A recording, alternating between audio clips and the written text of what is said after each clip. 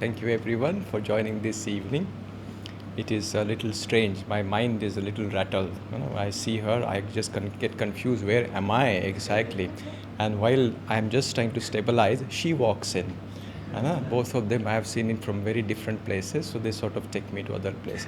And then he comes and does the reading, you see. So give me some time before I realize that I'm in Pune and talking to you guys. The reading truthfulness, as it says, you have to face with unflinchingly even the most unpleasant realities within ourselves also. So I'll start with some confession. This is some fun confession.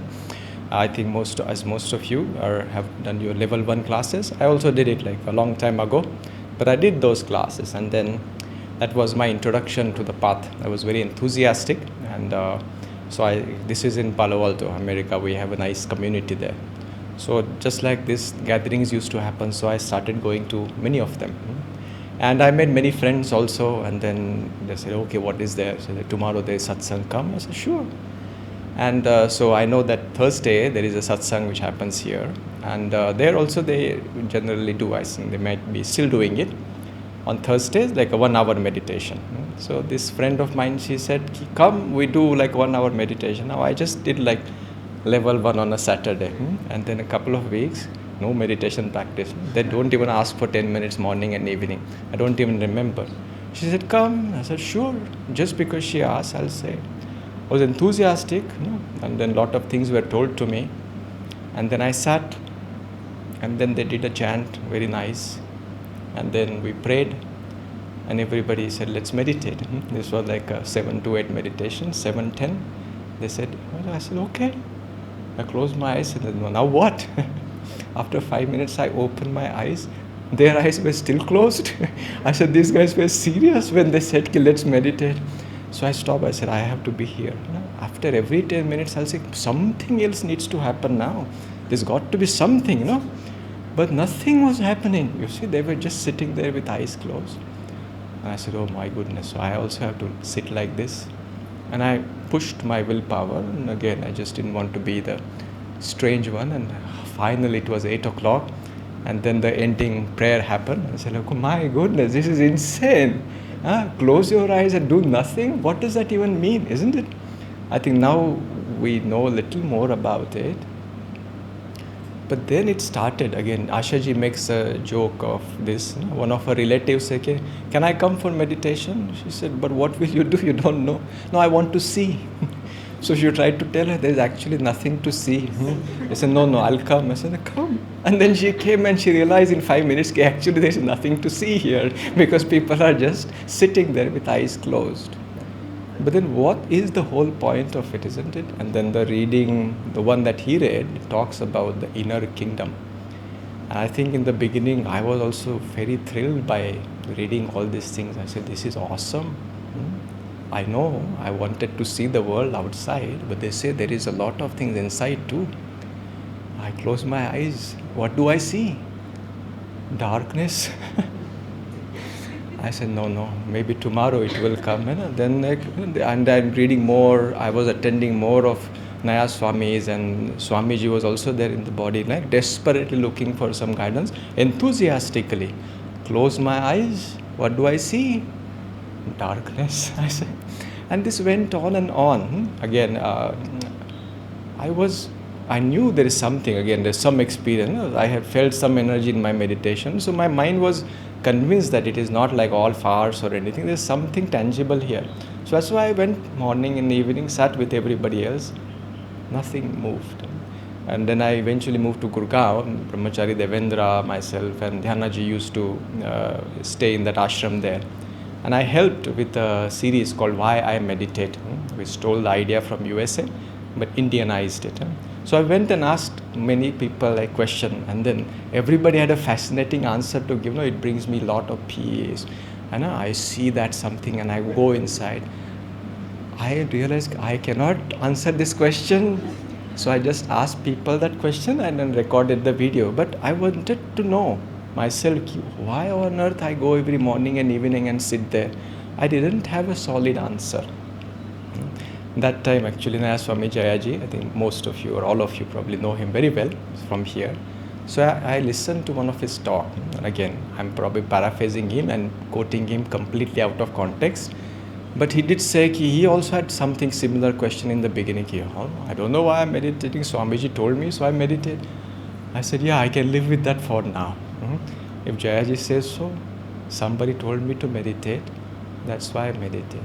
But this remained with me. See, though reading is saying very fancy. There is another, I used to help with promotion. Where is him? Oh, here.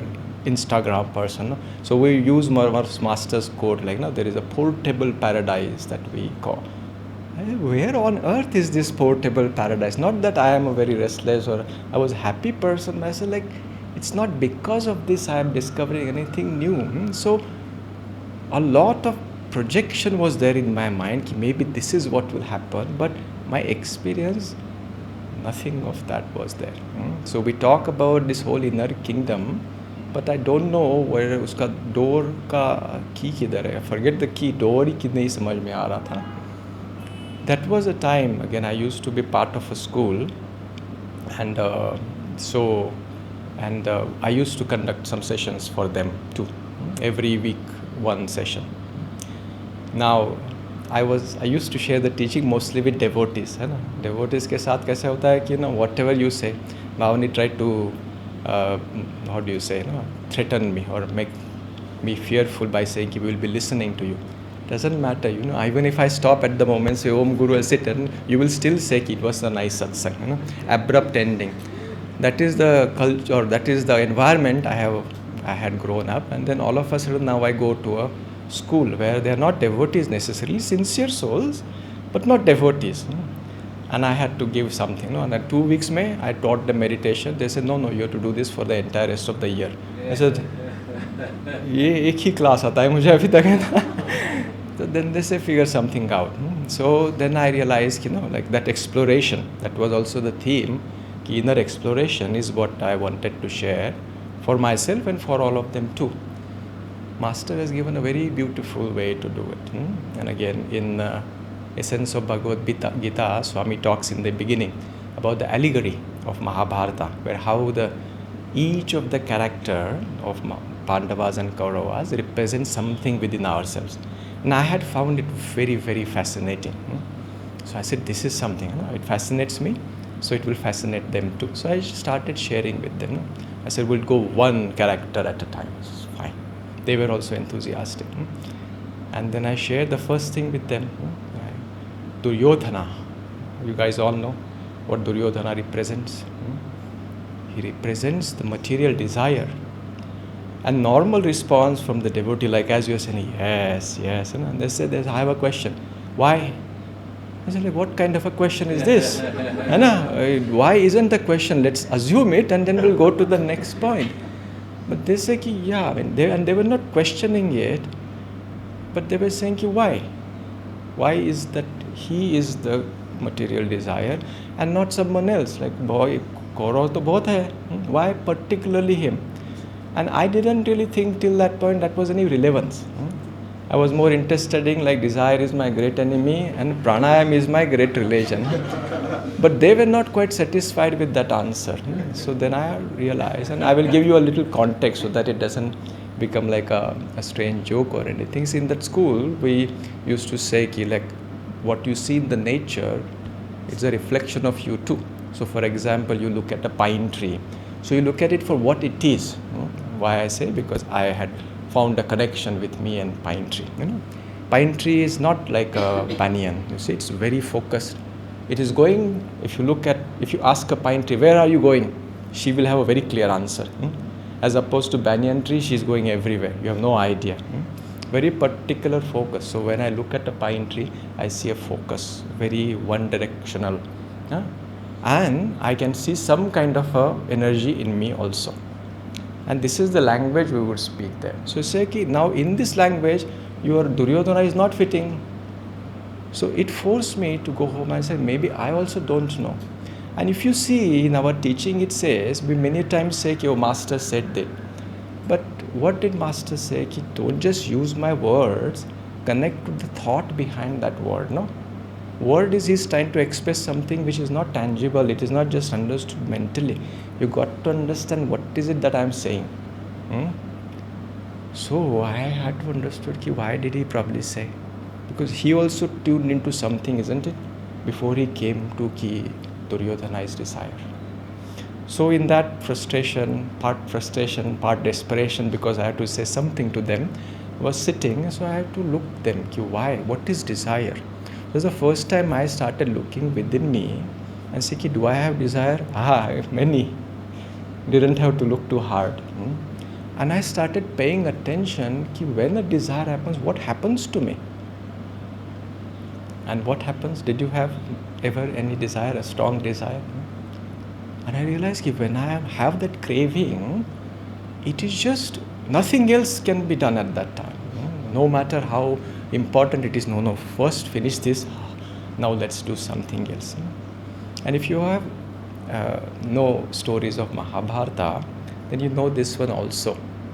Like Duryodhana, he wanted the throne or the kingdom, and Pandavas were not interested in any fight.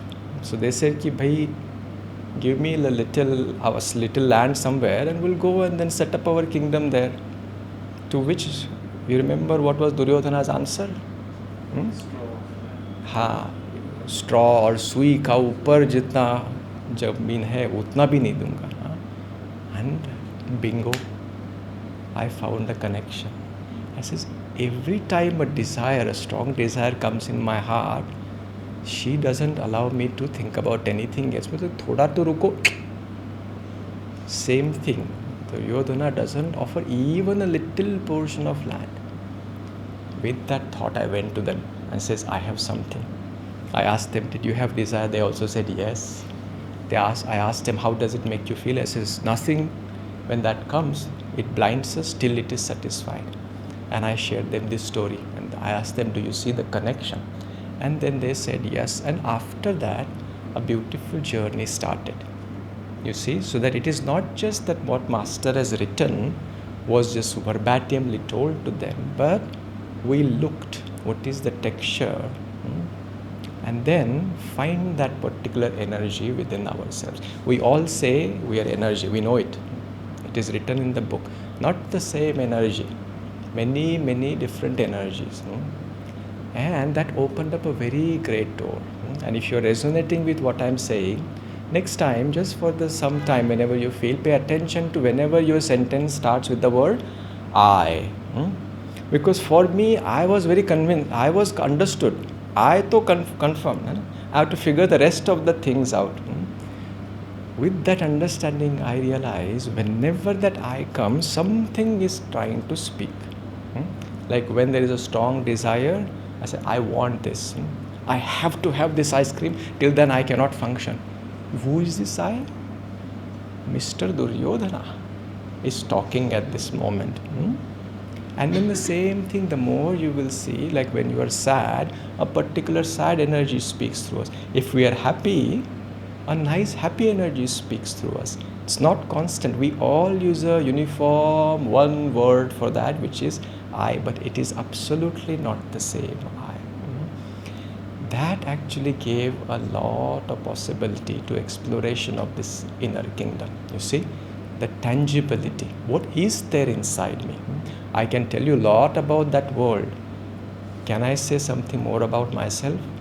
Now I can. Now I can. I can by experience tell you that many of the Kauravas reside in me, and not only that, at times they come and claim the throne of my kingdom also. One of the important principles, and I've seen Jayaji talking about it many times, I used to take it lightly, I think many of us also take it lightly, which is awareness precedes control. Now, see, many times we are interested in control. The moment I talk about desire, we talk about how can I get rid of it. Moment a difficult emotion occurs, how can I fix it? Control is the instantaneous. Awareness becomes like a 1 plus 99 kind of a thing. But I think when we talk about awareness precedes control, there's a far more to that. And that is the part of today's topic is like we need to look what we carry in our heart very carefully, not in a judgmental way. And that's why it says in the truthfulness, there is a lot of things inside us which needs a little work. Nobody is spared. But the more we resist it and more we say this needs to go away, it stays protected. When we start looking at it for what it is, we understand the texture of it. We have Dr. Aditya here, no? Like if you go, I've quoted him many times like that too. Like if you go to him and express, doctor, बहुत पेट में दर्द है, ना? He has to look at it very impartially. Na? He may love me very much, he cares for me and he wants to fix it. But unless he looks at it, he won't be. And at times, what will he say? कि कुछ करना नहीं ऐसे. Suffer for some time, it will fix itself. Awareness has that possibility. We don't want to jump to the control bit. No? Sometimes the awareness tells, if you have to control, what you have to control is the tendency to control everything in the world. Awareness gives that possibility. And that is the, if you see, who needs to be the kingdom of this inner kingdom, as we say, I say that is a seat of awareness. There is another affirmation that there is a very nice reading that Swami says. In that he says कि we are always interested what is happening in the world, isn't it? कोई movie में जा रहा है ना, but we are never interested, or we are not as interested in what we are aware with. The way he says it is very beautifully worded. We are always interested in what we are aware of. But we are not as interested in what we are aware with. Another way to look at it is like the master used to do this for his students. He would take them to a very interesting movie, and in the middle of a climax, movie में कुछ हो रहा है ना, he will tap on the shoulder, है ना. No, master tap कर रहा है तो देखना तो पड़ेगा ना. You can't say कि थोड़ा बाद में बात करते हैं. And then he will point finger at the just the game of light and shadow, he says. And think about yourself, like, Master, why now? Why now? Can't we talk about this after? Isn't this how you will respond? Not judging in that way, because we're interested in that drama. We're not interested in necessarily looking, okay, this is just the light and shade. What we're actually interested in, something is moving as a result of that game inside ourselves. When we know this, we don't need to stop being part of the world. But there are two movies happening now. एक तो दिख रहा है, as a reflection of that, एक अंदर भी कुछ चल रहा है. And this becomes now a curious exploration, not a fearful exploration. That's why the truthfulness says, don't be afraid of it. We carry many things inside ourselves. But let's look at it just the way we look at the outside movie with curious interest. We can start looking for our own inner movie with that equal interest. Because that awareness, the more we are aware, what we guaranteedly maintain is our throne. You can either be aware of something or you can be that thing. But the more we hold that space of awareness, that kingdom remains with ourselves. One last story, I'll end with that as a practice. And you have heard this story, I'm sure. This is from the life of King Janaka. There was another disciple. He was actually son of a great rishi, but he was not interested in the rishi to be his teacher. So he said, "Ki kahan jaye?" The rishi said, "Then go to King Janak." I said, like, how can a Raja be my king, my teacher? No, he was very austere in his nature. But anyway, he goes to Janak, and then there is a precursor story where he founds that, okay, Janak is actually of some realization. So he said, okay, you can teach me. Then King Janaka said, now that you will be staying here, I want you to be aware or see my palace and king. Reluctantly, this new disciple agrees, but he says, one condition, you go through all the rooms and my palaces and then carry this lamp with you, full oil se bhara hua hai, and make sure not a single drop should be spilled. He says, okay. Austere disciple goes, Zen walk dekha hai, I said. He goes through every room, whatever the exact pine tree jaisa, No more exploration. Goes through every room, touches it like a tick tick ho gaya. Wapas he comes and then he reports to King Janaka. I was like, great. Did you go through every room? He said, yes. The oil spilled? No, absolutely not. So tell me, how did you like it? What did you see? He said, I didn't see anything. I just went to the room and came back. I said, no. I want you to go see. It is beautifully created. I know this is not your cup of tea, but just see what it is. Don't need to like it or anything. But and then tell me about. Okay. Again, this time the disciple goes. It takes much longer now, as you can see, because he has to go and look at the chandeliers. Palace banaya after all. So it will take time. And again, he was very observant that the oil is not being spilled, and comes back. And now Janaka asks again, tell me about. And he has a lot of things to say. He says, oh, I saw this and that. And oil was not spilled. The metaphor for this story is, as long as, what is that, so that the oil is not spilled, what needs to happen? Every step, while he is actually observing everything with intensity, with careful attention, a portion of it was also made sure that this is never lost. The connection to that lamp was never lost. And that connection to that lamp is some way we say presence or awareness. These are all words. But that space of awareness through which we are able to perceive and enjoy everything. What you are aware with. If we have a portion of ourselves being there, and from that space, if you enjoy or not enjoy, like or dislike, the throne remains protected.